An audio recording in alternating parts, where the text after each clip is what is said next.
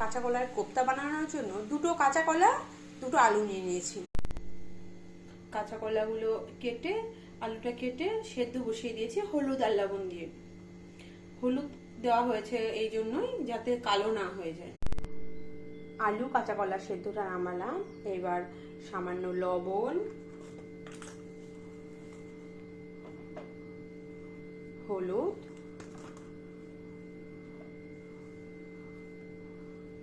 লবণ, হলুদ, লঙ্কার গুঁড়ো,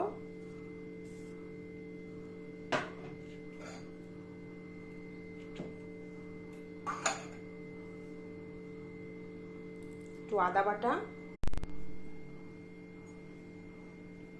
এবার এগুলোকে গোল গোল করে একটু চ্যাপটা চ্যাপটা করে শেপ দিয়ে এবার তেলে ভেজে নেব।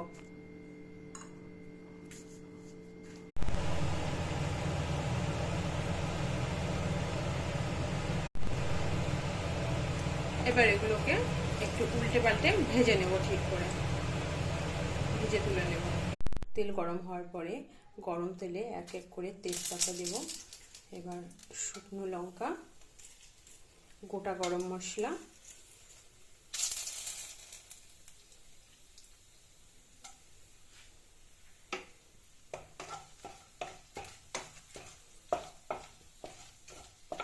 এবার একটু নেড়ে চেড়ে নেব।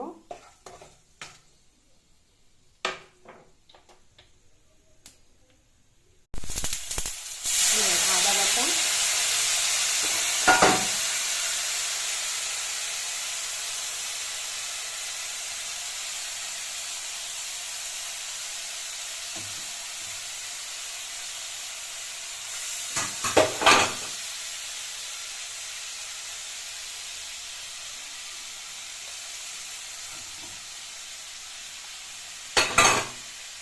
এবার মশলাটা ভালো করে কষানো হচ্ছে, খুব সুন্দর করে কষানো হচ্ছে, খুব সুন্দরভাবে মশলাটা কষানো হচ্ছে। এবার একটু গ্রেভি রেখে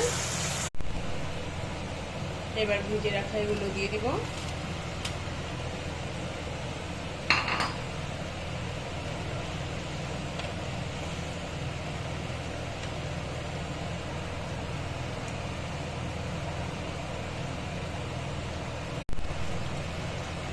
স্বাদ মতো একটু চিনি।